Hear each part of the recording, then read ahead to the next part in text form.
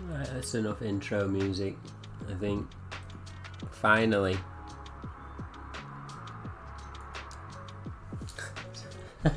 Sorry, Mass. Right, we're live. Mass says he's been ready since 5. About time for him to eat dinner. Always the same, innit? Blame Tom and Sammy. Right, anyway, welcome to the show, boys. Unmute yourselves. Why are you putting the blame on me? You weren't here Last at time like... it was you, to be fair. Well, you weren't here at... I mean, Tom was on the phone to his mum. I don't know what your excuse is, but let's not go into that. But, you know... I was doing the holes fact and that shit, Tom Sammy. wasn't there, and therefore we No. never You see, I was doing wholesome shit, whereas your excuse was that I was doing wholesome shit, so you went there? No, that doesn't fly. Yeah. I win this time. I win this week. Sammy, take the L. What do you mean, take the L? He was on FaceTime to his mum. Now, I hope the listeners, you know, give you the pass for that. I certainly do. If a man can't be on FaceTime to his mum, who can he be on FaceTime to, right? I am a filial son, you see. I express filial piety to my parents. Mums run the world. That's what they say. Exactly. Yeah, exactly. Anyway, get her off that vape. She's better than that. Welcome to the show, everyone. Mass says he's missed us. I don't know why, but thanks for that. Can I park my tank here?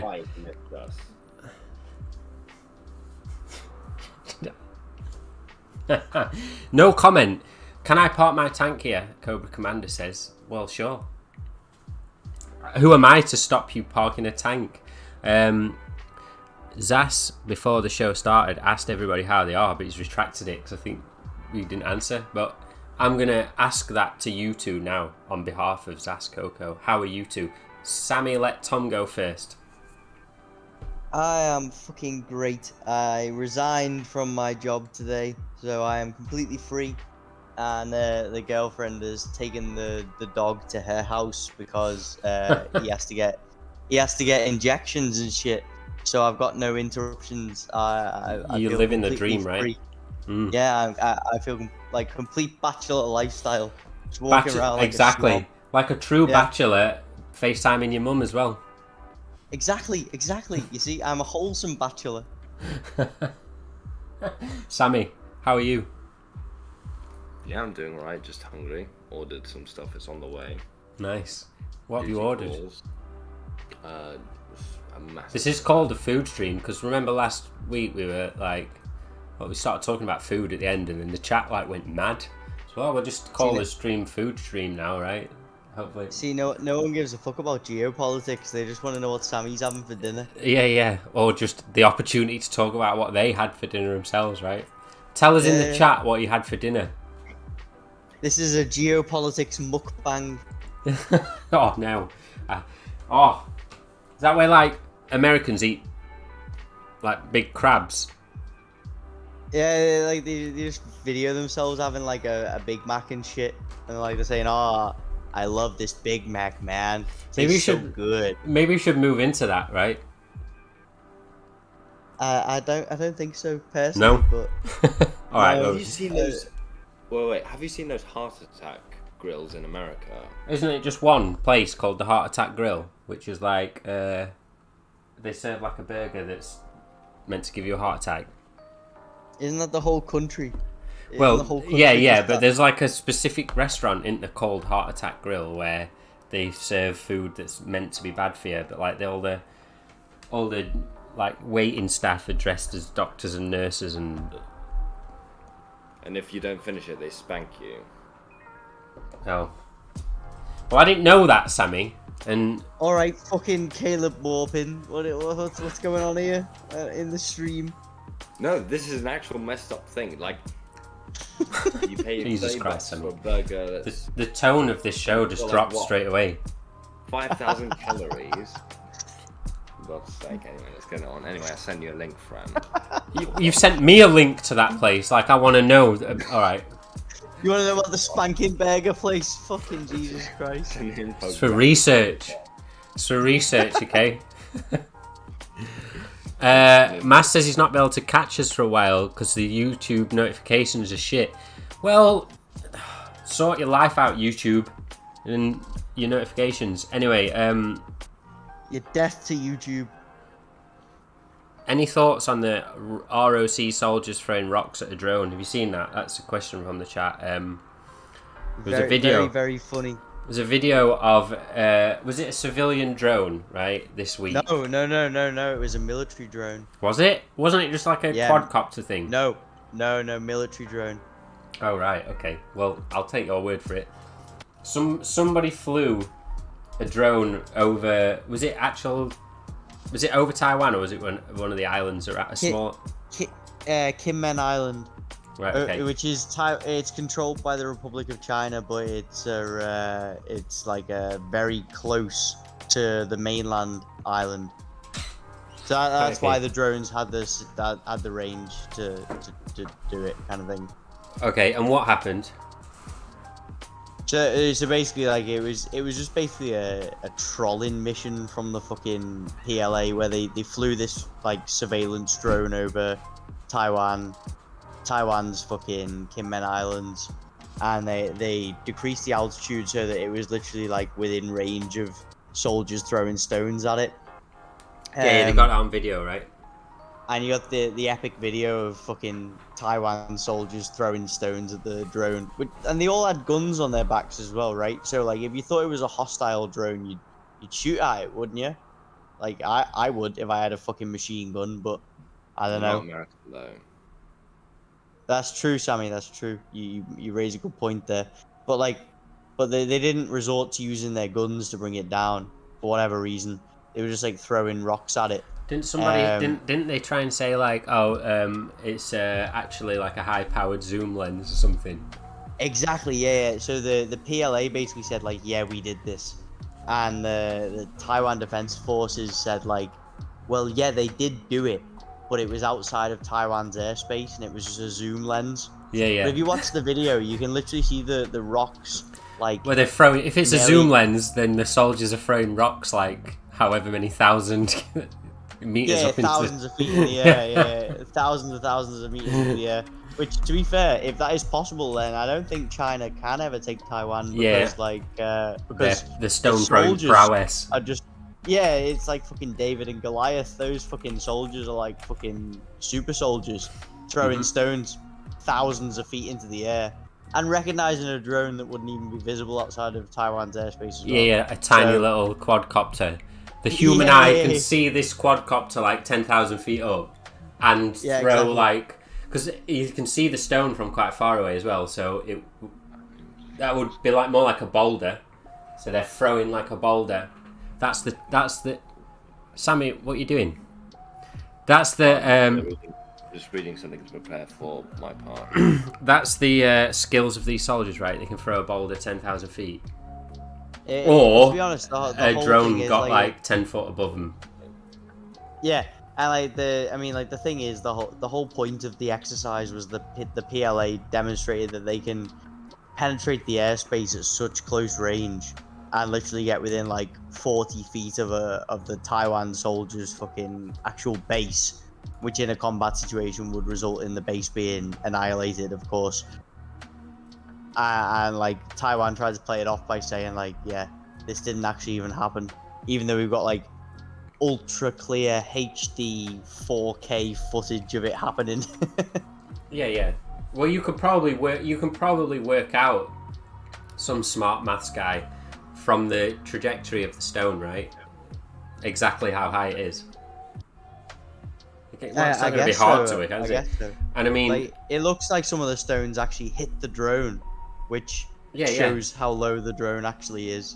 But if you also like compare that to some of the footage from Ukraine of like using quadcopters to drop hand grenades with using like not even a surgical syringe, is it? It's more like just like a regular syringe. You know, those syringes without needles on. But they use that, don't they, to like drop the grenade because it will activate it. But if you combine that technology, it just shows how easy it is, doesn't it? They literally could just fly over with a hand grenade attached to it and drop it. Thing is, like, the Chinese PLA AF is just so much more advanced than like anything the Ukraine's got to offer as well, because obviously the Chinese make their own indigenous drones. Yeah, and yeah. like in a combat situation, they'd have suicide drones just like firing on those positions instantly. And I think that was more what this was meant to demonstrate. Like, we can penetrate your airspace with basically a civilian drone, more or less. Now, if it came to a wartime situation, we just have fucking swarms of suicide drones just like kind of descending on your positions and obliterating them before you even knew what was going on, kind of thing. Someone says, couldn't they just shoot it down? Zaskoka says, couldn't they just shoot it down? Well, I guess Yes. they could, but Yeah, absolutely. they decided not to. I'm pretty sure the PLA probably expected them to do that. Yeah, because it wasn't like a fucking high tech drone. It was literally just the whole A purpose military of it was quadcopter. the whole purpose was just to demonstrate that they could penetrate the airspace, right? And they did. They achieved their mission. Well, If it judging got by the fucking video, destroyed, it got right? destroyed. Judging by the video, it doesn't even look like the soldiers on the ground really even like knew whose it was. They're kind of like just throwing stones at it as if to be like, "What's this doing here?" Rather than, "Look, Chinese drone." You know what I mean? So I don't even think the soldiers themselves really knew what to do. Yeah, I mean, they clearly hadn't got an order from their superiors, and maybe they didn't know that there was a friendly drone in the area, so they didn't want to fire on it. I don't know. This is exactly. speculation from us. That's what I'm saying. We don't know. We don't know what the situation was. But as stated, like, if you watch the video, you can see that all of the soldiers in the video have a fucking assault rifle on their backs.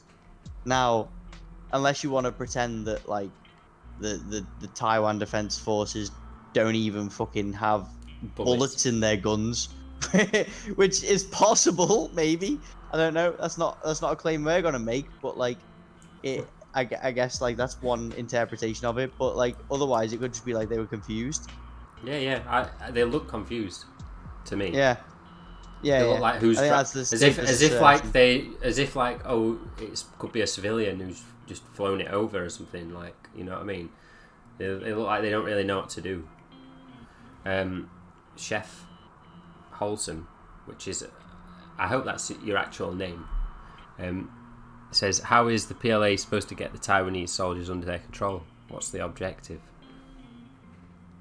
Well, like, I mean, the PLA is not attempting to get them under the control, really, are they? The Chinese mainland has always, said it should be done peacefully, first and foremostly. So that would come without having to subordinate anyone, right? And it would be it would be done mutually. So there would be no like getting anybody under their control, because the mainland is saying, well, the status quo can remain until Taiwan wants to,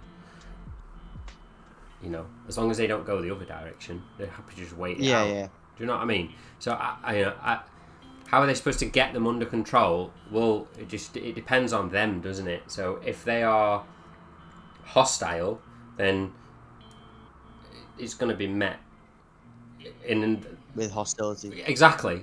It's obvious, isn't it? But one thing that I think is interesting is like there's been multiple reports over the past like kind of 5 years about the depth of mainland penetration into like the Taiwan army, and you can never know how much of this is like propaganda about like evil China taking over and all that kind of stuff, and how much of it is legitimate. But there is clearly a significant like pro-China element within the ROC military. Do you mean nationalists? Not necessarily pro-PRC, but pro-China, right? The thing is, like, I think these people that are anti-DPP now realize that there's only two paths, and the path is either independence under the DPP, or an attempt at. Yeah, well, that, which would result in absolute horrendous bloodshed on both sides, and primarily the Taiwanese side, and possibly nuclear war. depending on the situation. But also you've got like a kind of significant trend of like former KMT officials within Taiwan that kind of say, This is what I'm "Fuck saying. this. The best course of action is peaceful reunification, whereby we kind of, accede to a one country, two systems kind of policy." And this kind of idea is dying out. But I think, personally, and I'd like to hear what Vito has to think about this as well, because he's literally just joined. Hello, Vito. Nice. But my opinion, and obviously this is just my opinion, I don't know whether it will happen. It would kind of depend on the situation, everything on the day of a potential invasion from the mainland, is I believe a significant number of ROC military officers would defect, and not just defect, but kind of surrender to the PLA. Isn't that a given? I mean, that's a given, really, isn't it? Even if you take away like all the context of the situation and just go, well, if you just lay it down as a hypothetical, there would always be some defections in this sort of stuff. Like when in every invasion in history or civil war in history or whatever, right? This sort of thing's happened. That's what I'm getting at. So it's kind of a given, Sure. isn't it? Sure, absolutely. But what I'm getting at is like, even in the most optimistic like American war game predictions, right? Taiwan is lost to China, to the mainland of China. There is no situation in which, even with complete American backing and complete war with China from the USA, there is no way that Taiwan Island can be defended, right? And the Taiwanese know this as well. And the Taiwanese know that it's inevitable that The if China separatists declares... know this, right? Yes, You're the talking about separatists separatists on Taiwan Island. Yeah, the separatists on Taiwan Island, even they know this. They know that regardless of what happens, the best case scenario for them is they deal a lot of casualties to the PLA. That's the best case scenario. Like, even in their wildest dreams, they don't believe that they will be able to hold Taiwan Island, because the sheer force of the People's Liberation Army is just enormous. And they will win, right? Regardless of the casualties they take, regardless of who gets involved, whether it's Japan, America, Australia, India, it doesn't fucking matter. It's irrelevant. Like, in a war, China will take Taiwan Island. The issue is not whether they will take it, it's how much damage to the island itself will be done, and whether that damage will be kind of not worth it for China in the long term, right? That's the main discussion.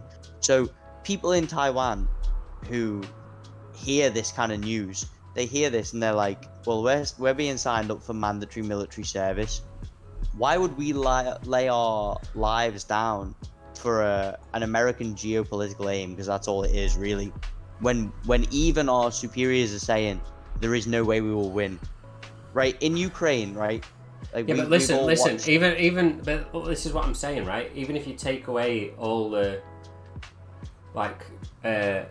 context behind it, if the battle's lost, then there's gonna be that happening anyway, right?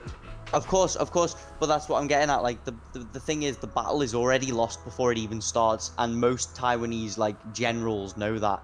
And I think the second... Well, doesn't the USA know this though? That's why they don't dare actually start anything. If the US was so fucking confident in its ability, it would bumble into places like it did. If you look at Vietnam, right? So the US flew at Vietnam in the same sort of vigor that it did with Korea, right? And both of them two examples, and many others, Iraq, whatever, they got their ass handed to them, right? They soon found out, fuck around and found out, right? Korea just absolutely just destroyed them, and then same in Vietnam, Yeah. Even though Vietnam, they got fucked up in Vietnam so much, their own squaddies started doing what you're talking about, right? And refusing to fucking go fight and fragging their own officers and all sorts. So if that's it, they know that that's coming there, right? Don't they? So we're already there. The thing is, all just a propaganda war. I agree, but I don't think that I don't think it's comparable purely because Vietnam and Korea, although they fought very valiantly, we're not peer competitors to the USA, right? It was but very, this is the very point. difficult. But they still No, I know, fucking beat the USA. So the US knows already that if it picks on some... yeah, well... That's where I'm going with this, right? So the USA lost to two countries that were not peer competitors to them. And it caused an extremely heavy toll on Vietnam and on Korea, right? Both those countries suffered immense destruction. Korea more so. I think 20% of their population was wiped out in the north, which is unbelievable. Like every 1 in 5 city people turned killed. to rubble or something, right? Yeah. 1 in 5 people killed. But China is a different beast. Like people already think right now, like as we're speaking today on the fucking what's the date? The 27th of August, 2022. Some people think that China is 27th for me. But some people think that China is already a peer competitor to the USA, right? Some people think it will take 5 years. Some people think it will take 10 or 20 years. Regardless, neither Vietnam nor Korea were in a position like China is in, right? Of course. If the USA brings war to China, it will be devastating for the Chinese economy. I think that is the main issue that China will face is the economy, more than anything else. I don't think they'll suffer significant manpower losses. I think the main issue is the economy because the USA will blockade them to the best of their ability. They will shut them they'll do missile strikes on economy, all sorts. They'll do all of the damage to the most important like port cities like Shanghai, Guangzhou, these kind of places. But China is a very resilient country, much like Korea was, much like Vietnam was, except like 55 times the size of both of those countries, if not more. But these hundreds of times the size. They never have an economy for them to fuck up, right? Because the communists have not managed to establish the country yet, or whatever, right? Or properly. The US sabotaged it, at birth. Give you an example from my personal experience this week, right? In the UK, right? They're talking constantly on the news and in all various different aspects about how energy bills and the cost of living are going to skyrocket, and the British people need to just cope, basically, right? Isn't that because of Ofgem refuses to Ofgem just raised the energy cap, and then there's just we're going to do it whether you like it or not because of because of they sort of not able to sanction Russia enough, and then that sort of backfired. And absolutely, you've hit the nail kind of on the head there. But that's a result of you got really bizarre BBC articles where children just have to wear their scarf to withstand the cold, the incoming winter, and because there's not going to be gas and energy, and there's not going to be that produces heat, and they're just saying something like you don't need energy, you don't need energy and gas, just practically just letting people be freeze to death or just in a Dickens novel, just making the people in the UK and other sort of people living in the other side of the riches, and they're it's like they're in a Dickens novel. Absolutely. You got the nail on the head there. But the main issue that I'm pointing out is, I'm not even pointing out an issue, I'm pointing out a contrast, right? So in the UK, basically what you've just said, people are living like a Dickens novel, their situation is completely dire, and there's been no assistance to the poorest members of society, so they're kind of just being told to fucking cope, basically, Yeah. by the government. Whereas in China, I mean, I'm in China on the mainland. You're in Hong Kong. I don't know Yeah. what's going on in Hong Kong, but what I can say for China is I've I've seen no increase in my electricity bills at all. A 0% increase. They've been the same as, well, the whole time I've been in China, right? But what I have seen is this really interesting thing where all the malls, right? So like the shopping centers, the malls, the shopping centers have been told to minimize their electricity output. So like every mall in Wuhan at the minute has the lights turned off, except for in the shops themselves.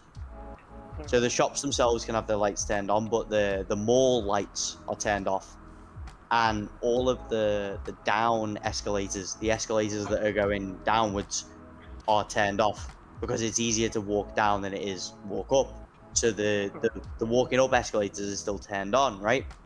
And this is like how I look at it. It's like, so China's way of dealing with an energy crisis, a problem with supply, is to impact the corporations, the people that own the malls, in a way that won't particularly, you know, damage their profits to such a severe extent, rather than passing that increase onto the people, like what we're seeing in the UK, the USA, Europe, all these other things. Like other examples, like our subways have had the aircon turned off, and it's a little bit uncomfortable in the summer because it's so hot right now in Wuhan. But the subways are still running. They're still running perfectly on time, and within our personal like houses, our flats, these kind of things, our apartments, there is no disruption to the energy flow, and there's no increase in our prices. So for me personally, I'd rather have slightly warmer subways, which is the norm for most countries anyway, and, you know, slightly less convenient malls, if that means that the average person can get by. Yeah, And of course. that's the key difference. That's how a socialist government deals with a problem like this versus a capitalist government. Well, That- if hold on, if Britain had voted Jeremy Corbyn in, he'd had a plan to nationalise energy companies about 2 or 3 years ago, so there wouldn't even be this problem to begin with if he'd have got in and had his plan. And I mean, I know it's only like social democracy, but it's better than poor people dying, isn't it? At the end of the day. And also, there's a growing movement in the UK at the minute where people are being told, paid to just not pay their bills. I'm guessing it's the same in other countries in the Western world, and I guess movements like that are going to keep growing. There's strikes happening every week in the UK now. RMT is growing. Now it's You know, like post. But look, the unions will go in order of like radicalism. So the most radical unions will go first. You know, RMT always been the most furthest left of unions after the NUM. MUN doesn't exist anymore, right? There's no mines in the UK. So the RMT have kind of took the position of the NUM. So they've been striking for a while. The postal workers are just as militant as RMT. It's them sort of jobs that will have the strongest unions in the UK anyway. But strikes are coming. Growing movements to not pay your bills. And that movement's getting like mainstream attention now. In the last week, it's got so much more attention. I'm not even in the UK, right? But like, and most of the people I have on Facebook are completely apolitical. When I say apolitical, I mean like, you know, they vote the Labour Party, but they don't understand what socialism is. They don't understand what capitalism is. Most of the people I know are just Scousers, right? And Scousers just vote the Labour Party because that's what they've always done. Because we are a left-wing city generally. They don't understand, you know, what the various machinations of a socio-political system are. But saying that, I'm in a couple of like local Facebook groups for my town back home, and so many of them are posting like fucking images like general strike now, you know, don't pay your bills on this date, We need to form together. We are one people. The people are strong. All this kind of shit. It's communist messaging without a vanguard party. Like, the people are misinformed about why they're doing it, right? But they know they need to do it. And this is what I'm seeing in the UK, and it's an amazing movement. It's a truly amazing movement, like what we're seeing. And if only there was a serious kind of vanguard party around, because obviously the Labour Party isn't that. I mean, it might have been under Corbyn. Are we like, going to 'cause try obviously- and get somebody from Don't Pay on the show? I think we should try. All for right, that. we'll try and do that for the next stream, whether it's Yeah. pre-recorded or not. But we'll try and do that. I mean, if you're not from the UK, you should check them out anyway. Don't Pay UK, and see if there's some sort of similar movement in your country. Because if you're in the West, like, you know, politicians in the UK are going, freeze to help the Ukraine. Like, what? If you look at the comments on them posts, they're filled with people People are furious. apolitical people who are furious with it, right? Yeah. So, you know, all those people need is a gentle push into campaigns like Don't Pay UK. And if you're not from the UK and it isn't a don't pay for your country, talk to them anyway. Well, yeah, that's what I'm saying. Talk to them and tell them, oh, I want to help starting one. Before we move on, I've been meaning to say this for a while because I'm just sat playing with them in my hand. I've got some of these Iraqi most wanted playing cards. I've said it before, right? They're the so the US, when they invaded Iraq in 2003, the CIA gave US personnel this pack of playing cards that has the most wanted Iraqis. I'm going to butcher the names if I try and say some of them. But if you want to know who's who, if you drop a card name in the chat, so if you're like, what's the, you know, Queen of Hearts or whatever, I'll find it in the deck and I'll tell you who it is. Obviously, the Ace of Spades is Saddam, of course. Based. But the funny thing is, some of them are like, so like they're meant to be done in priority, yeah? Ace of Spades, of course, Saddam, most important target for the US. The second target, Rashid Tan Kazim, the Ba'athist Party regional chairman for Al Anbar Governorate. You don't even have his picture. It's just like a black outline. Some US intelligence, right? You don't even have a picture of the second man. You're going to give soldiers these cards to identify him, and it's a black outline. So you're going to walk around being like, are you this guy? Looks nothing like him. I've just sent a graphic into the Yeah, I see it. into the chat. Can you put it on the screen? Yeah, go on. Talk. Well, so anyway, hold on. Drop cards in the chat and I'll dig one out for you. You carry on, Tom. So this graphic, like, I was gonna verbalize it, but like I feel like it's better to just see it because it hits you harder when you see it. Just tell me when it's on the screen, just so I can kind of reference it. Hold on. Can I just interrupt very briefly? Sure. Mm-hmm. So now, you know how about 5-10 minutes ago we were talking about how the US was humiliated by Vietnam and Korea. Yeah.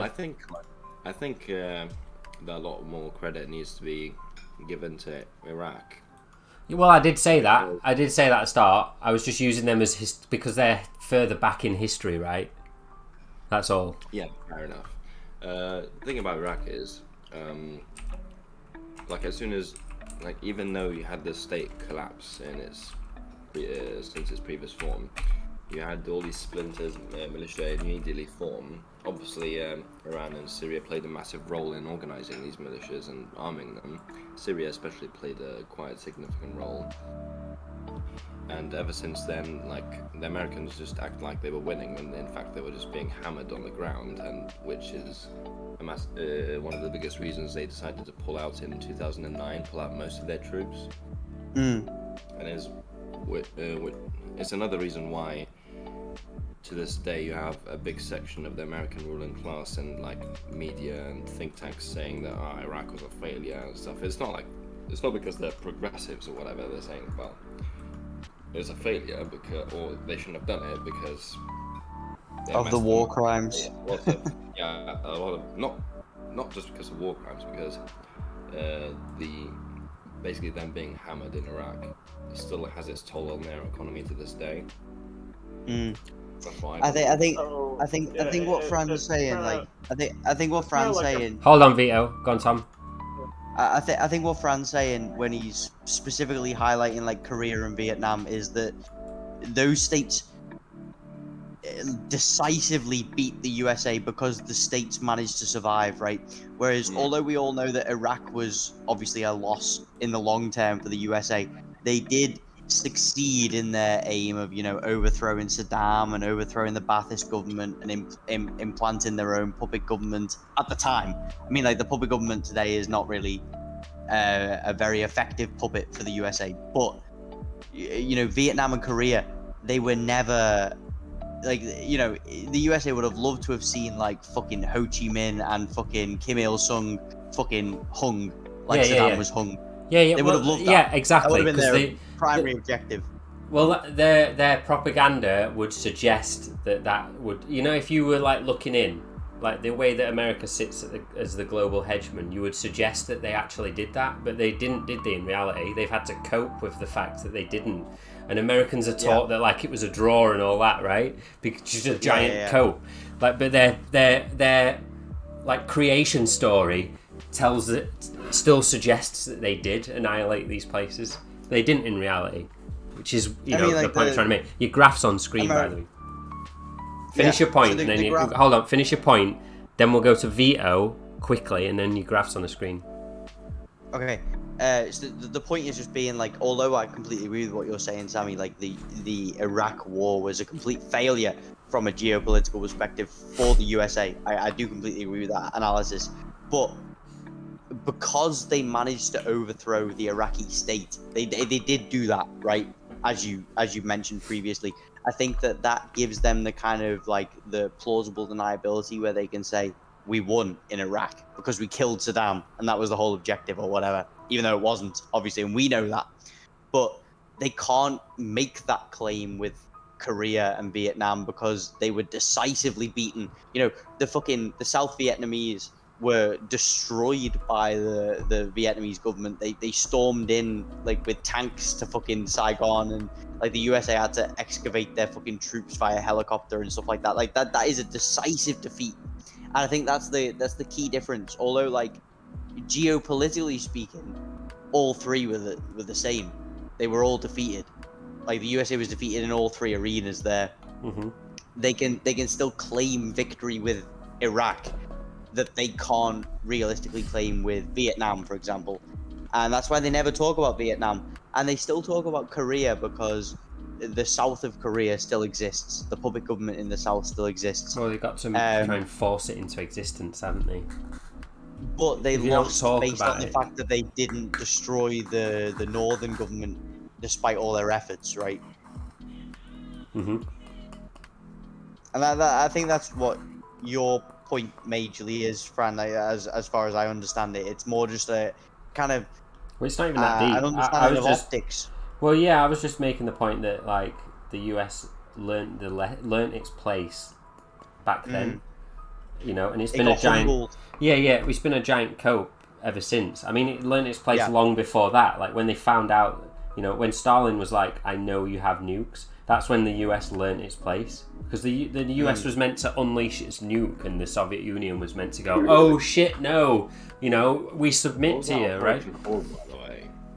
And then hold on, and then same with the Chinese Revolution. So they've learnt their place over and over through history in the last 100 years, and are now at the stage of just like complete and utter cope. But because we're at the age of, you know, information, it seems a lot more than it actually is, I guess, because the US can play its position up, can't it?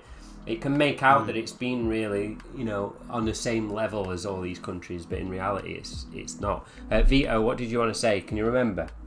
I think that they're not like the Iraq situation. That they're saying they're not saying that. Well, they're saying it's mission accomplished. Like the sign that. Well, they did Good, accomplish their mission to remove Saddam, didn't they? But they're saying they're And to loot the Iraqi economy. They're saying when their mission in Iraq failed is that they don't they lost because their mission to push liberal democracy failed. Because that is like one of the it's sort of like in a sense a really weird thing for the U.S. government to lean on. Again, though, is that not just freedom and democracy?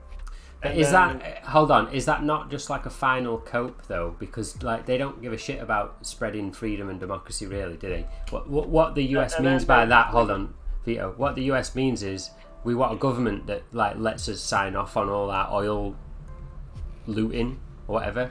They don't give a shit about freedom and democracy. They're talking about setting up a comprador government so they can loot the resources of that country, right? But they did achieve that because for 20 years there's been documentaries on who got the shares of Iraq's oil industry and such, and whatever contracts that they got split out across the US elite, right? So sorry. No, carry on. I'm just trying to say that they don't give a shit about politics, really. But carry on. Yeah, but because of like the presence of Al Qaeda in Iraq, that sort of like really pretty much have an effect to how the United States sort of like push their messaging to the American people, saying we need to destroy Qaeda, whatever. But but look, aren't they only? Doesn't that become the excuse once hold on, the US removed Saddam, right? Yeah. They removed Saddam, and then they discover that like there's the popular resistance groups, right?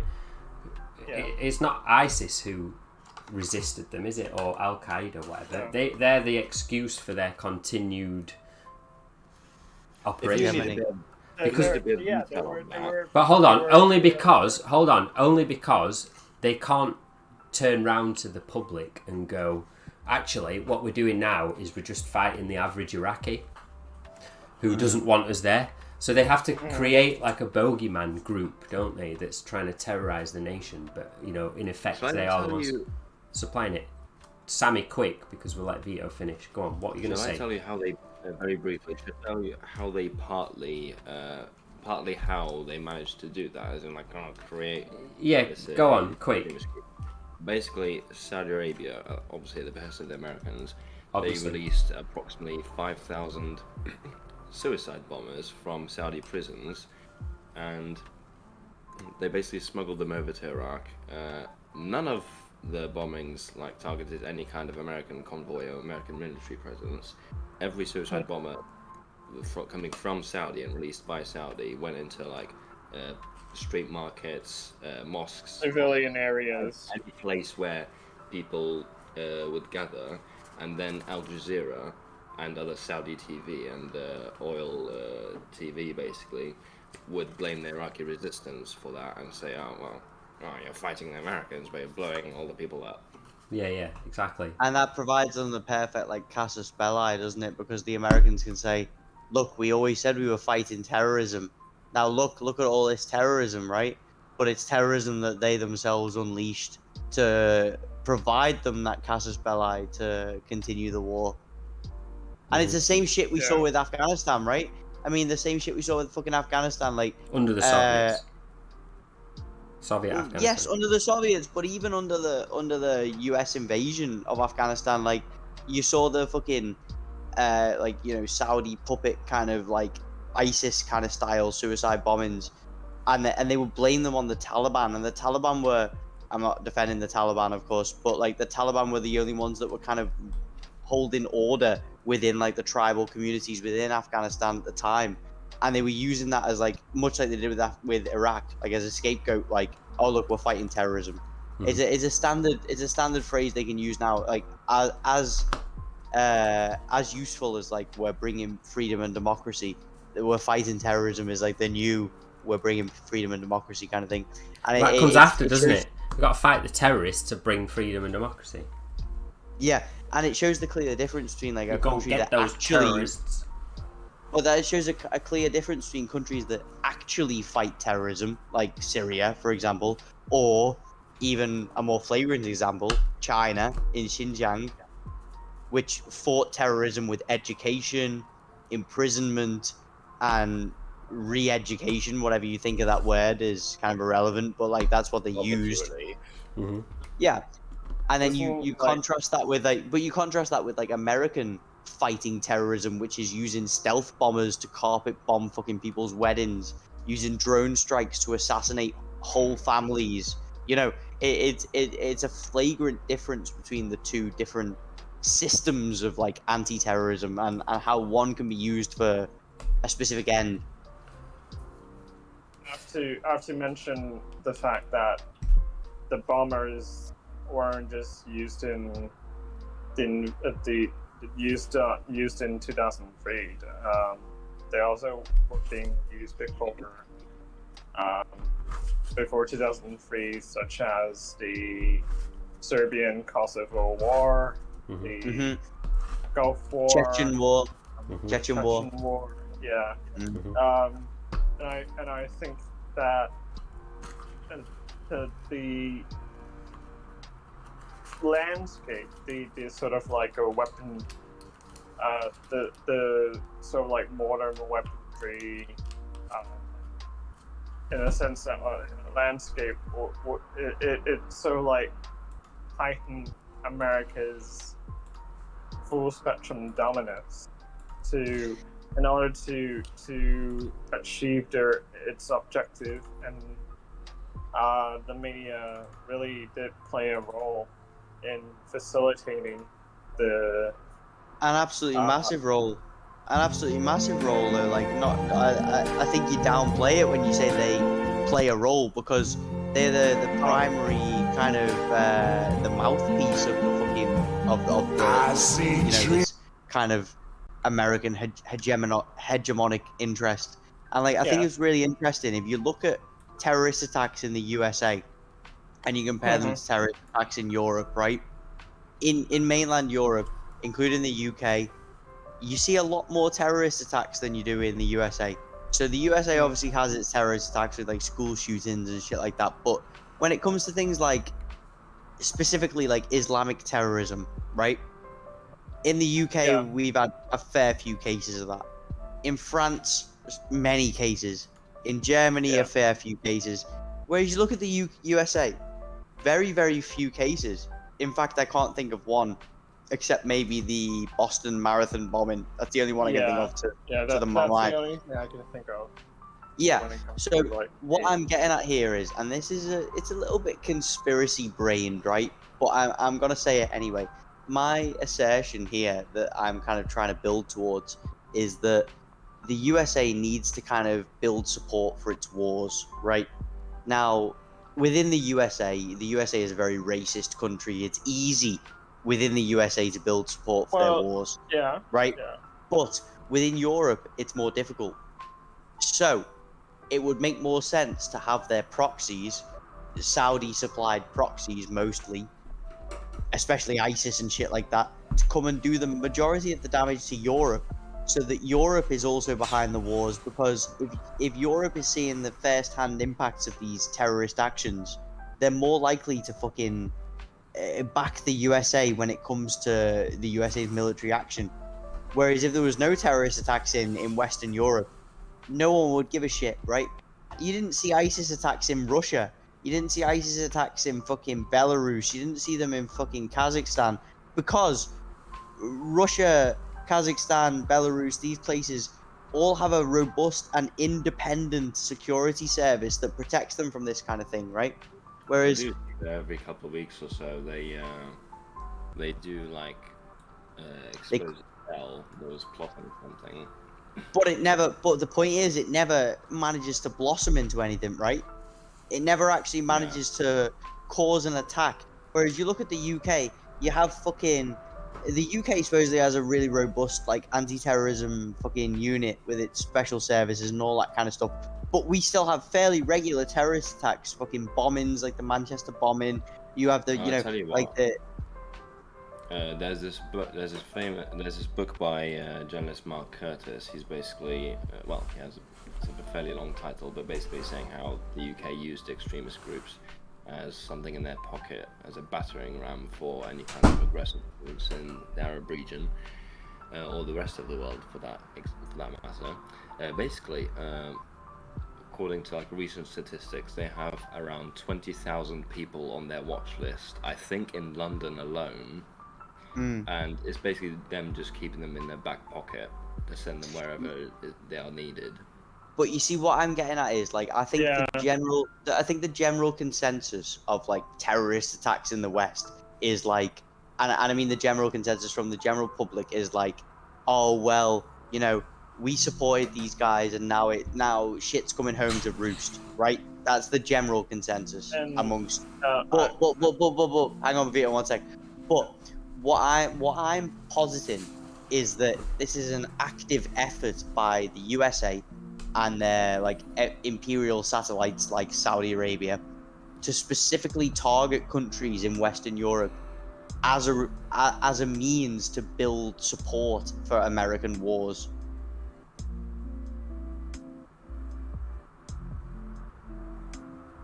Well, someone What do you think? gave you the silent treatment. Everyone gave me the silent treatment, but I think it's a fairly reasonable assertion, right? Because as I pointed out, you don't really have terrorist attacks in the USA, right? Now, if these so-called suicide bombers were so opposed to like, you know, individualism, Western, you know, liberalism and all these other things that they supposedly talk about in their manifestos, they'd be targeting the USA. They would be targeting the USA if that was genuinely their perspective. But they always target Western Europe and the UK. And the reason I think for this is because whenever one of these terrorist attacks happens in France, in Germany, in the UK, it makes that country's people very racist for a significant amount of time. And when you've got that country racist, like the UK, like following the Manchester Arena bombing, if you'd have fucking polled the British people after that bombing, because it was horrific, right? It was absolutely horrific. If you'd polled the British people about bombing Syria, even though Syria is completely unrelated, they would have been like, yeah, Syrians are Muslims and Muslims are bad because the Muslims did the terrorist attack, so bomb Muslims. And they would be wholeheartedly behind it. And this inherently creates a demand almost for US imperialism, is what I'm getting at with this kind of assertion I'm making. And specifically talking about the Manchester bombing, I feel like it's important to mention the father of the Manchester Arena bomber was an ex-MI6 agent, right? Indirectly, right? Yeah, not an agent. Sorry, what do you call it? He was, their father was one of, well, including the son. They both went and fought against Gaddafi in Libya, along with other Islamist groups like affiliated to the Muslim Brotherhood. And then after they got rid of Gaddafi, they came back to the UK. Like mostly a progressive force in Africa. They brought him back here on a Royal Navy ship. Yes, but the point being, like, the father, specifically the father, was like, the word I was looking for was not agent, MI6 asset is what I was trying to say. Yeah, like those 20,000 people I talked about that they have, basically have in Exactly. And this is kind of like the clearest evidence I see. So let's just say, hypothetically, the CIA goes in and says, okay, give us a list of your names of fucking, known Islamic extremists. GCHQ then provides that list to the CIA. The CIA then says, okay, we've got a target here, which is the son of an MI6 asset who fought in Libya. So this guy knows how to fucking make bombs. This guy knows how to fucking wage, civilian warfare.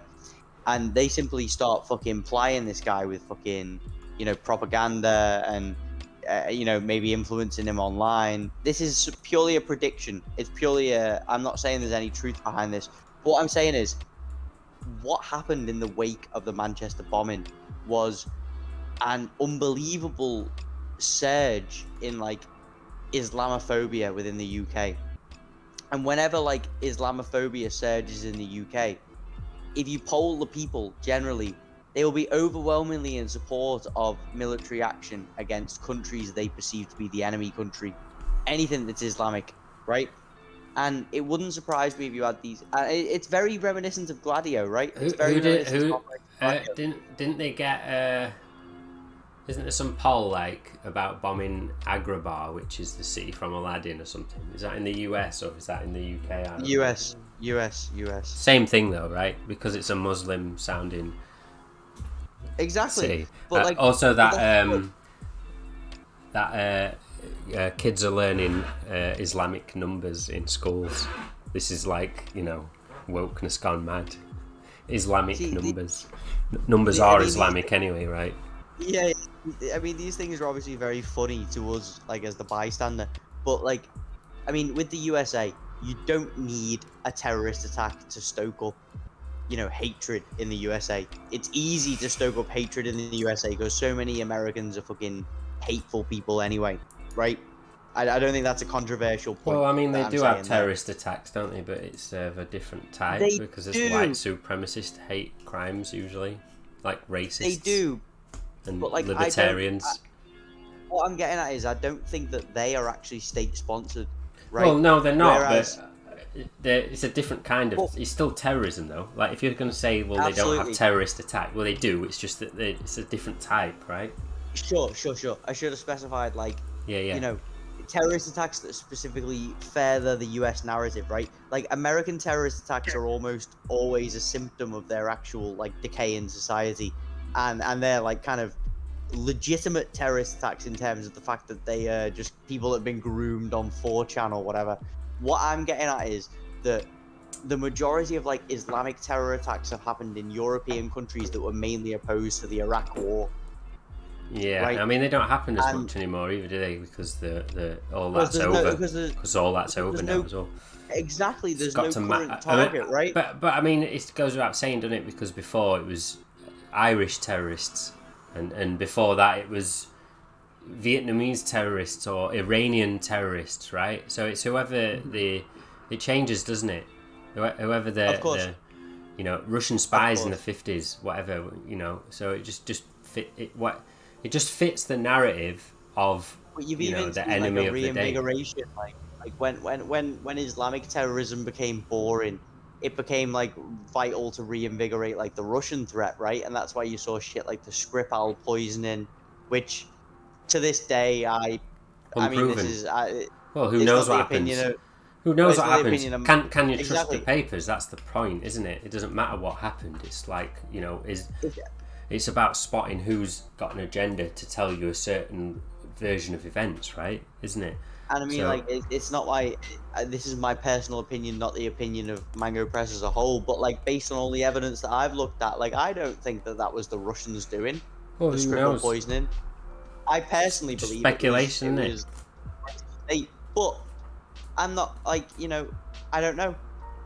But many people who are would claim to know. Many people who would claim to know and be like, yeah, it was definitely the Russians, are citing purely British fucking MI6 GCHQ fucking stories as their evidence. And like, how reliable have those sources been in the past? Absolutely not reliable, right?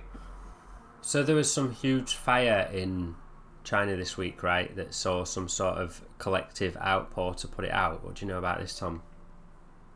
it was it Chongqing, Vito? Sorry. The fire, was it in Chongqing? Oh yeah. In Chongqing. Yeah, Chongqing. So like there was I believe a couple of People's Liberation Army soldiers died in the fire. It was a mass wildfire.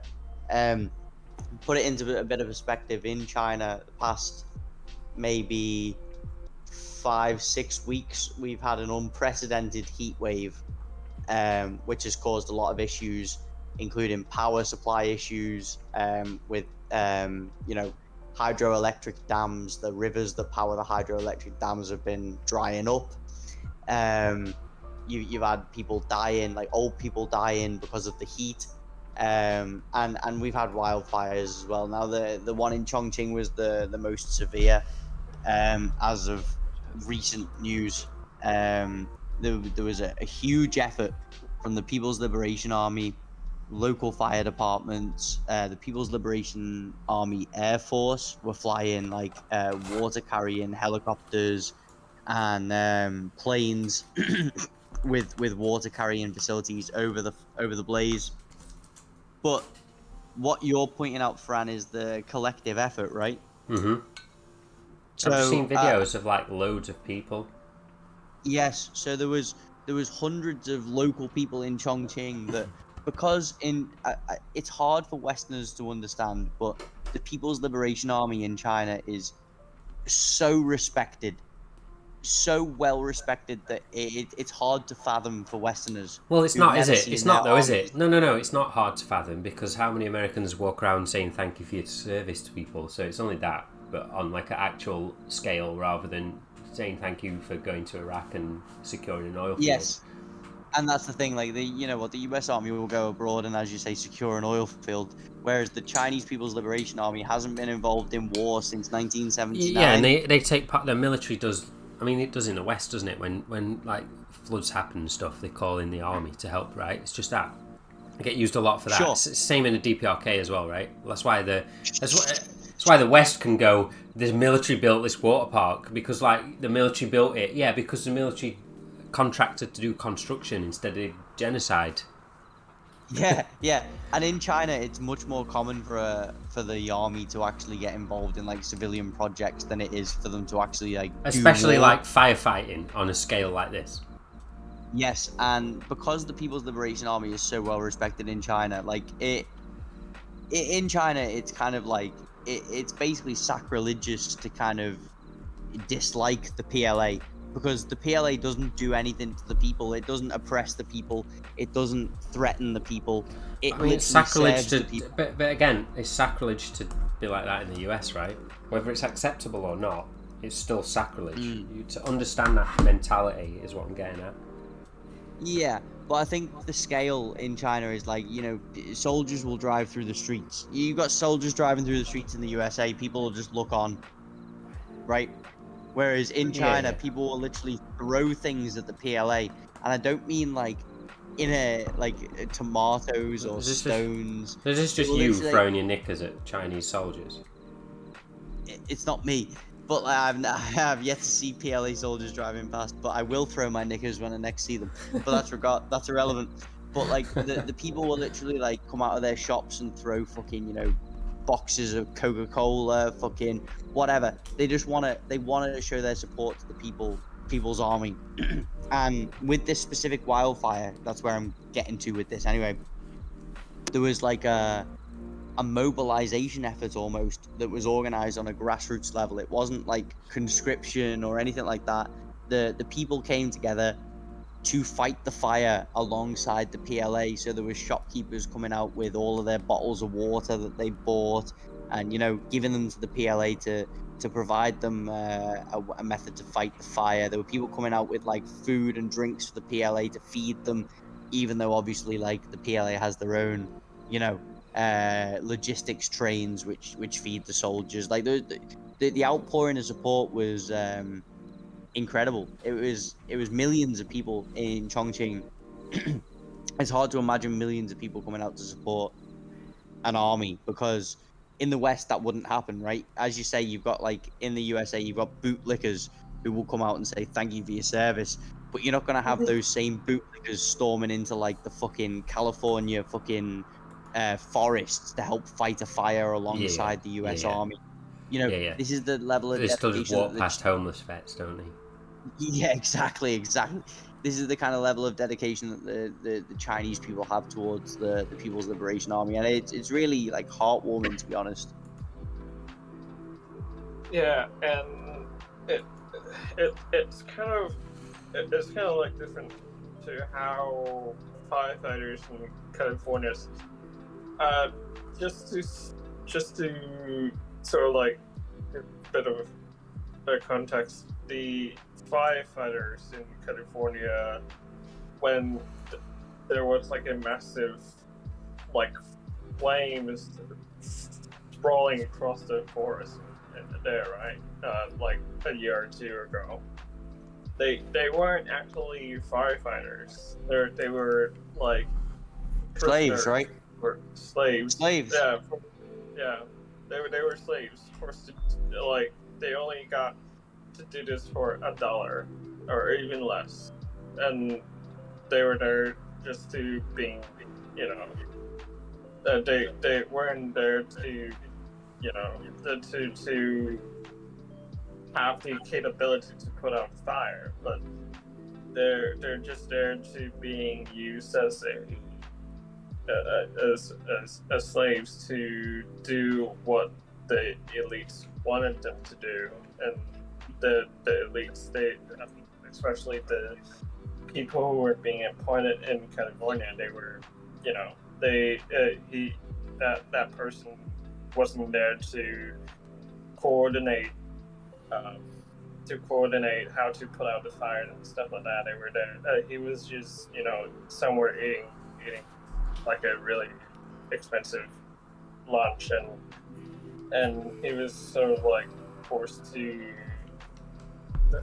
announce that there was like a fire. That was like a bit late. It's the same with the previous Australian Prime Minister, Scott Morrison.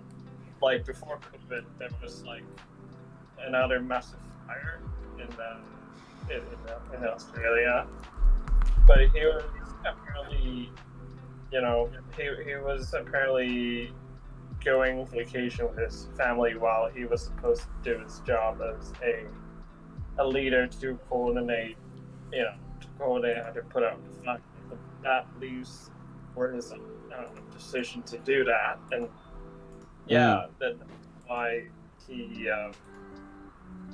that's why like people got sick of it, you know. But that's sort of like saying how the PLA helped. It's sort of like felt very differently to how the PLA and the Chinese people helped to put out the fire, and it was like it wasn't easy for the people who have to do their jobs, but in the end it took them a very huge manpower and to just get the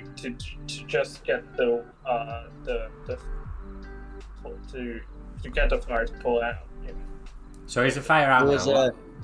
What happened? There was a picture that went semi-viral of like it went viral on Chinese social media, Weibo, Douyin, of the PLA sleeping in a field. Right, there was like hundreds of PLA soldiers sleeping in a field opposite where the blaze was, and it was to demonstrate the kind of like the fact that like these guys were so fucking exhausted after fighting this fire and finally putting it out, that like they were sleeping in a field, right? These are some of the most respected people in the whole country.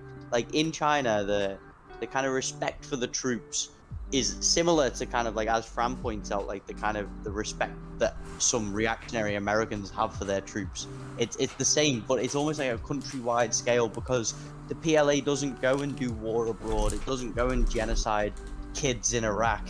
You know, as long as most people have only ever seen, in China, most people have only ever seen the PLA helping them, like when it comes to natural disasters and stuff. And China's racked with natural disasters, earthquakes, floods, fucking wildfires, things that like other countries have only just started to experience because of global warming, but China's been experiencing them for centuries. So, like, the PLA is well versed in dealing with these issues and helping the people. And I think it boils down to like the Chinese Communist Party's kind of like slogan, which is "Wei Renmin Fu," like to serve the people. Like everything you do is to serve the people. Like you don't have any other purpose other than to serve the people. Now, if it comes to reunifying Taiwan or something, that is to serve the people. It's to serve the people of China. But invading Iraq for oil, shooting Iraqi kids in the head, that's not fucking Wei Renmin Fu. Putting out a wildfire, or fucking dealing with a flood, or dealing with like typhoon relief in the south, that is to serve the people. And because the people have only ever seen the People's Liberation Army assisting them, there is such a genuine love for them. It isn't like just a reactionary kind of like respect that is forced upon them, like you've got in the USA kind of thing, where it's like, oh, you don't support our troops. Our troops have to kill Iraqi kids. It's not like that in China. He ain't respecting the troops, kidding. Yeah, exactly, right. So the fire's out now, right? Mm-hmm.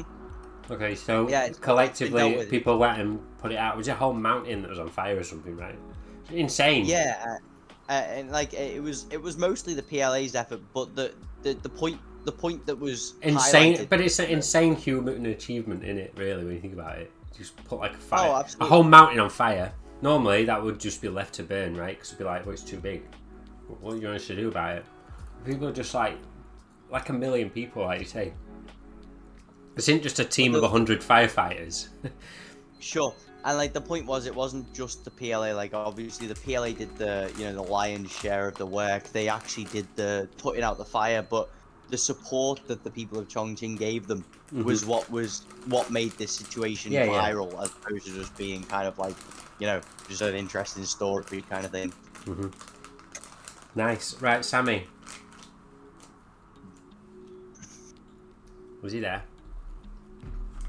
He's gone to sleep. No, Mike's muted. Sleep. All right. Well, unmute yourself then. Do you know what I mean? I forgot to set the mic on. Wake up. Man. Right, come on. The floor is yours. Right, so we know that this past week there have been interesting developments in the JCPOA, or the nuclear deal. The Americans surprisingly... Who's this between? Between Iran and the Americans, with the European mediators. Right, okay. I say mediators, but the Europeans are also kind of a party in this deal, or in these negotiations. So yeah, well, there's always like a neutral party, right, to just sit and watch. Yeah, of course. So neutral. So yeah, there have been interesting positive developments, especially from the Americans, as the Iranians offered their proposals to the Europeans, which the Europeans found satisfactory, and then they passed it on to the Americans, and it seems like the Americans have found it satisfactory. So a few episodes ago I mentioned that the element of time is fully with Iran, like that is within their advantage. And I think just with Europe absolutely on the brink of collapsing energy-wise,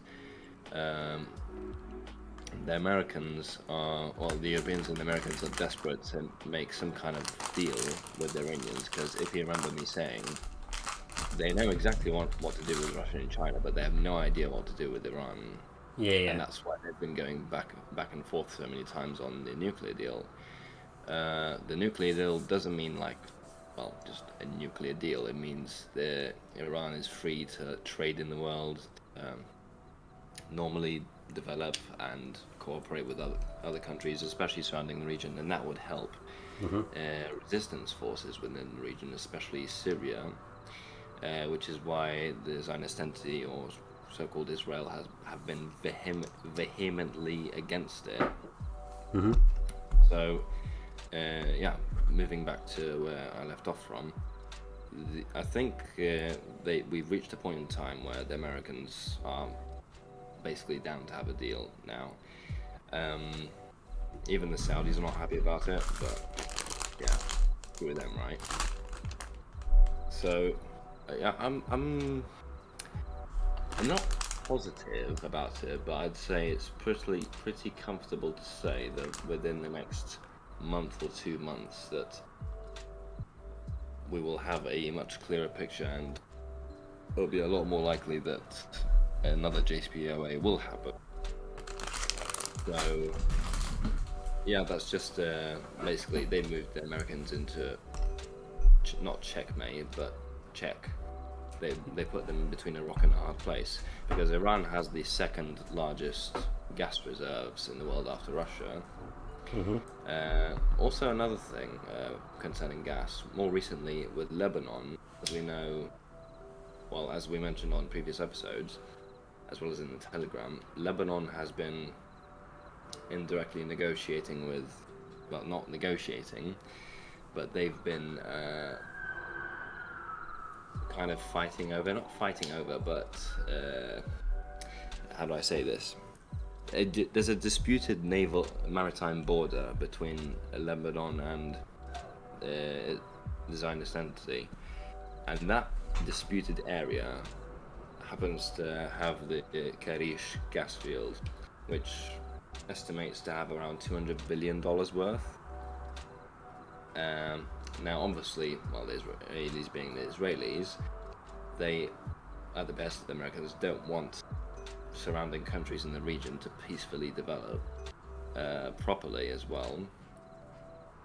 So they want to try and extract that gas so that they can pass it over to Europe, and basically looting Lebanese gas in the end. On the other hand, mainly the resistance, Hezbollah, have been pushing for Lebanese maritime rights in order, not only that, but rights to extract as well, because what's the point of having the maritime border with the gas field, like in your maritime border, I mean, without the ability to extract due to sanctions on Syria, and basically they're offering that as a solution for the financial crisis that's facing Lebanon at the moment. Crisis in all aspects, really, in electricity, just general plummet in standard of living. So imagine like $200 billion if it was invested properly into a small-ish country like Lebanon. What that could do, not just for Lebanon, but for the whole region, really. Yeah. Sammy, I've got a question for you, if you don't mind me asking. I noticed that 2 or 3 days ago, the French pulled all their armed forces out of Mali, and they almost immediately moved into Yemen, right? Yeah, that's correct. The occupied island, Yemeni island of Socotra, Right. it was already occupied by the Emiratis, and now the French have moved their troops there, basically to secure Yemeni gas. Is this sure? But is this allowed under the Yemeni puppet government?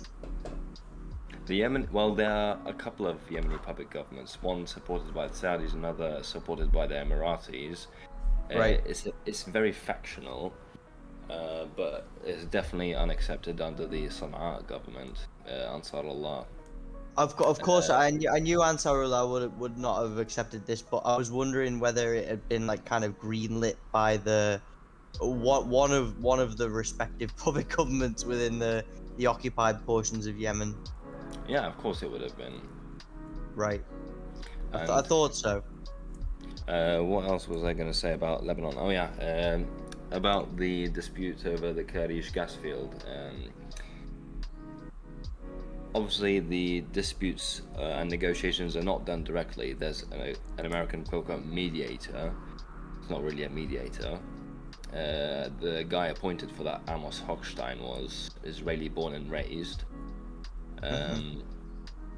So he's been really pushing against Lebanese maritime rights. So the resistance have been threatening, actually, that if the Israelis start extracting gas and looting Lebanese gas, they won't only strike the facility that is extracting gas, but they'll also strike the facilities that are looting Palestinian gas as well, as Nasrallah said, "Karish wa ma ba'da wa ma ba'da Karish."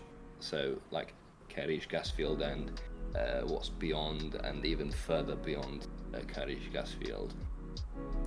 So the Israelis, I think, they are finding themselves between a rock and a hard place at the moment. As well. 2 for 2. That's 2 for 2 between a rock and a hard place, because you said the Americans were there as well. So good news, right? Yeah, definitely. Not many people. This isn't really known, but back in 2006, secret knowledge. Back in 2006, recently Hezbollah revealed that back in 2006, the Israelis had American pilots basically support them in their air operations, and they still failed. So is this during the 2006 Israeli-Lebanon war, right? Invasion, yeah. But they even failed to take a village like, what was the village called? Bint Jbeil. Mm-hmm. Bint Jbeil. So you had like 5,000 Israeli soldiers with full air superiority, supported by unlimited American assistance. Including whatever. Again, but it's good you bring that up though, because that event fits with earlier, like what I'm saying. That's like a turning point event, isn't it, for the region? Like, if I'm talking about Vietnam earlier, if we're going to pin down a moment in that area, like that's possibly it. I think so, and that's when I think they realised, after the failure of the 2006 reinvasion, I think that's when they kind of changed their plans. And started shifting to a different strategy, which is colour revolutions. So they realised that the brute force is not going to work. Of course, yeah. Condoleezza Rice, even long before, which is Condoleezza Rice, who is the ex-US Foreign Secretary, after the invasion of Iraq, was said, "We are ready for a new Middle East." That plan went to shit after 2006. But they still tried to continue on with it in 2011 and afterwards. But Syria stood its ground. The resistance is even. And that's been going on 10 years now. 10-year war in Syria. Yeah, indeed. Hezbollah has priceless experience. They had their first offensive operation in their history. They gained knowledge, experience, even new weaponry, technology, and developed their own as well, by the way, to a point. Well, there's nothing better in terms of like military prowess, there's nothing better than active, like getting a chance to be active, right? But this is the thing, to a point where the nature of the battles led them to become like this, to a point where Hezbollah, this was never observed in military history. You have a guerrilla fighting group that have suddenly become sort of a hybrid guerrilla and standing army. I think you're wrong to say that it's never been witnessed in history. I think it has been witnessed in history before. No, I think it has been witnessed in history before, but I think it's never been wielded by the masses. That's the only difference in such a way. Because, the way that the British East India Company would operate is pretty similar. They would have a militia that would become a state, right, in wherever they were occupying. That's not a new thing, but it being able to be used as a tool of resistance is. Now, the point I'm trying to make with that is, this is why the Imperial Corps will stop using that method, because they know that, we're just producing more L's for ourselves. The more we push, the more L's we take ourselves, right? We took L's in Vietnam, we took L's here, blah blah, we took L's in, against Hezbollah in 2006, whatever, right? You name the example. So they know that the best course of action is to not give these resistance movements the chance to be a resistance movement, right? That's what I'm getting at. Because they know that if they do, they're just going to get more popular. Because nothing... More popular, even stronger with more experience. Yeah, more popular, stronger, better equipped, more united, contacting outside groups, whatever, right? If you pull up the graph that I sent you, or the picture that I sent you on Discord in the DM. Right, okay, yeah. The article. No, not the article, the picture. There is no picture. Oh, the picture attached to the article of the drone. Well, it's a link to the picture. Right, okay, what about it? It's a link to the article. I'll get it on screen. It's a map with dotted lines as ranges. Okay, hold on. Let me get the article up. You talk. Don't get the article up, get the picture up. The picture's part of the article. Just you talk and let me get on with my job. Alright, anyway. So basically the graph or the map shows several dotted circles are ranges of Hezbollah's several missiles over the years. So the first dotted line, which is the smallest, is from 1993, a range of 40 kilometers, and then afterwards you had 1996, which is the more outer one, and now then the biggest one is 2006, range of 250 kilometers. So that just shows how they've developed, with Iranian assistance, of course, and Syrian assistance, how they've developed their technology over time. And that's only up until 2006. After 2006, they really grew in strength in terms of longer ranged precision missiles, as well as drones, and now even they have anti-aircraft capabilities as well. So, and I think this has been demonstrated the past couple of years, because the Israelis keep bombing Syria every now and then, but they never touch Lebanon, except maybe that once where they bombed an empty field, and then a couple of hours later, Hezbollah retaliated by bombing another empty field. The war of the empty fields. Exactly, yeah. Show of force, literally. So I think it's just Syria's turn to kind of strike back every now and then, but I think that time is close, because they are reaching boiling point, to be honest, because past couple of years they've been targeting major... Well, like we were talking about in the last show, bombing, especially air defense capabilities. Yeah, and again, like we saw I keep going off on a tangent, by the way. What was the original? Hold on, Sammy. Yeah. Like you said in the last show as well with Syria, it looks like other players in that war are trying to wrap up as well, right? So we'll see. I give it what, 2 or 3 years or something. These things always take a long time, don't they? But not too long. It can't go on for another 5 years. The ex freedom fighter / political analyst who I used to highly respect, who's passed away from COVID, Anis al-Naqash, he was spot on with most things. He said that by 2024, the crisis in Europe will reach such an extent that most of the Syrian refugees who went to Europe will return for jobs and living, because Syria will witness a rejuvenation as well as the region, while Europe is just collapsing. Basically. So back to the main point, which is Karish gas field. I think that Lebanon will get its maritime rights, but domestically in Lebanon, US puppets such as Samir Jaja, Lebanese Forces Party, the fascist Kataib, will kind of downplay Hezbollah's role in securing Lebanon's maritime rights, saying basically doing what they're doing what they are best at, which is just disrupting stuff, inciting sectarian violence and hatred as well. It's all about maintain. They've got to try and maintain a status quo, right? Haven't they? Exactly, yeah. Not just maintain status quo, because maintaining the status quo with Hezbollah as the vanguard defending Lebanon is not the best for them.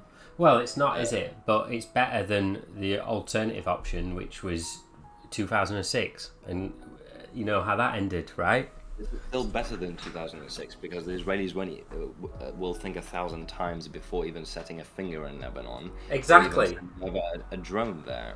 Exactly, but that's what I'm getting at. Like for the imperialist, maintaining status quo, which is how things are now, is still a better option for them than getting their ass handed to them, right? So, True, yeah. I mean, So I think it ties the into Americans the and whole Israelis topics at that we the talked about. Go on. moment- So I think the Americans and the Israelis at the moment, they're not entirely sure what to do with Lebanon, but I think they will in the end. Well, that's Give rinse and Lebanon repeat. its maritime rights, but they will create a lot of trouble if Lebanon wants to extract that gas and actually benefit from it in solving the economic crisis that they have. What are we going to do? Blockade the oil fields? Once they've given it up, surely they've given it up. Yeah, but if Hezbollah are threatening to strike, if they are not allowed to extract that gas, that's still... then they might be even allowed to extract that gas and benefit Lebanon. And uplift a lot of people from poverty as well. Right, okay, yeah. Because obviously there's a line that, like, Hezbollah's not going to do anything that puts the existence of Lebanon in disrepute. I mean, at the same obviously, time, right? as they say, they would only go to war if forced to. Mm-hmm. In this case, the country is starving. Like half the people are starving Yeah. because of sanctions on Syria and Lebanon being indirectly affected, sometimes directly affected. Mm-hmm. Yeah, lack of fuel as well. That's another thing, not just lack of food. Everything that Europe's about to experience, Yeah. right? Pretty much, yeah. Uh-huh. We'll see. Have we got anything else we want to say? Anyone? Not really. I think we're heading into a very interesting time period within the next 2 weeks, especially Next as 2 we weeks? go- yeah, Wow. because by the beginning of September, the Israelis are due to give their answer concerning the disputed area, and upon which Hezbollah will respond accordingly. Mm-hmm. 2 So weeks. I think that's around the beginning. It's supposed to be around the beginning of September, so within the next 2 weeks, we will see what happens. I think Lebanon will eventually get its maritime rights. Still, obviously not 100% sure. The Americans might try to play a couple of games. Well, in the I mean, they will get it in the end, right? Yeah, in general, for the axis of resistance as a Self-determination whole, historically wins, right? absolutely. And moving on, finishing off that point, things in general for the axis of resistance are headed into a very positive direction, especially with the reconstruction of Syria. Yes, which China's involved in, right? Very much involved in, yeah, as we know that Syria has been has joined the Belt and Road Initiative back in March or April. Mm-hmm. Which requires, but have China given Syria some sort of special? Because they used to say, well, we require stability for the Belt and Road to roll, project to roll. Yeah, or but that's whatever. coming along, especially with the deterrence from the resistance. Mhm. I think, but concerning strikes on Syria, I think we're going to reach a point at some time fairly soon where the deterrence in Lebanon will be achieved in Syria as well. Mm-hmm. Yeah, And that's all I have to say, really. makes sense. Can't say fairer than that. Tom, Vito, you got anything you want to add before we wrap up? Yeah, sure. So next month, Xi Jinping, after 2 years of staying inside China, he will head to Saudi Arabia to visit Riyadh Right. for the massive oil deal.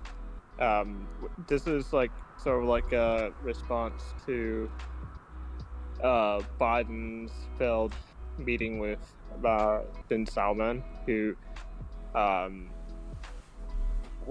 in which Biden kept pestering. Well, He's trying to insinuate that Ben Salman has what was involved in the murder of Jamal the Washington Post journalist Jamal Khashoggi. Yeah, which might or might not be true. I don't know.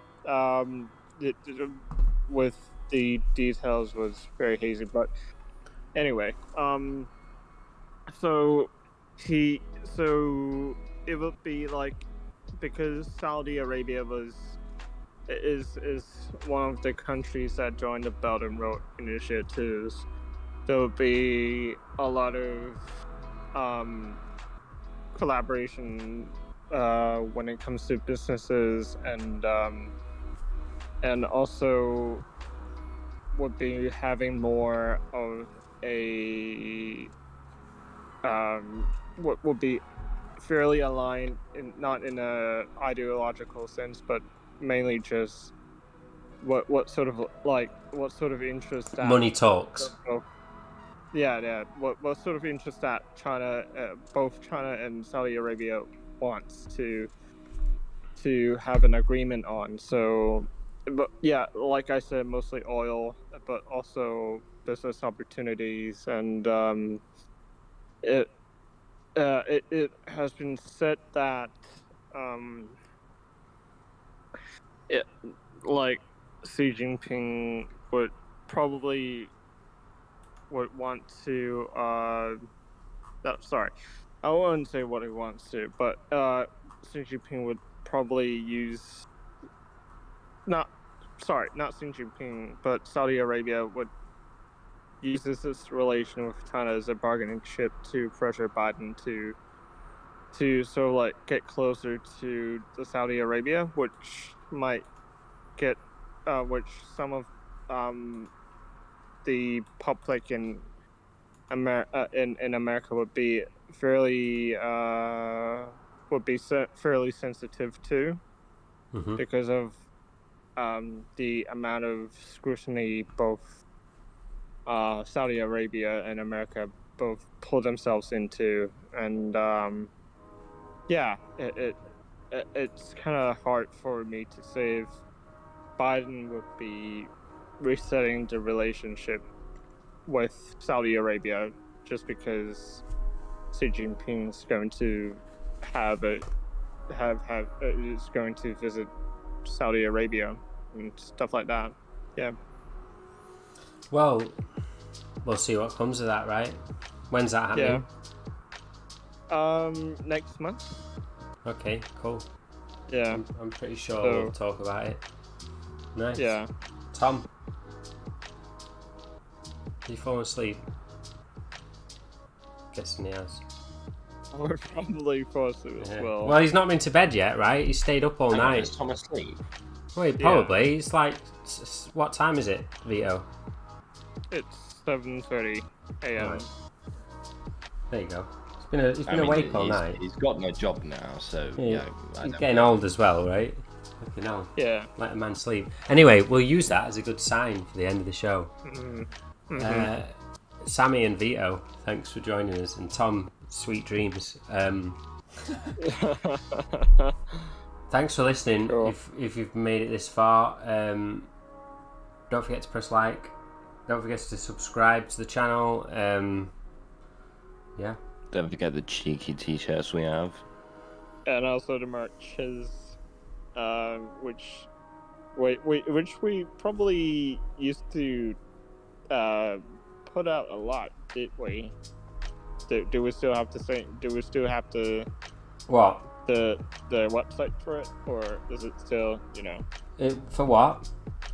For the merches, like. Yeah. Same place. Yeah. Okay. Cool. Same place. So yeah, take some grand eyes on the merches that we have, and yeah, so hopefully we'll talk about stuff soon. Yes, we will talk about stuff soon. Yeah. I'm basically running out. Right. Let me get rid of that on the screen. Yeah. just keep quiet and let this music play out for a bit, for 30 seconds, right? People have got like an outro. See ya. Good night, everyone. Night. We should try and wake Tom up, by the way.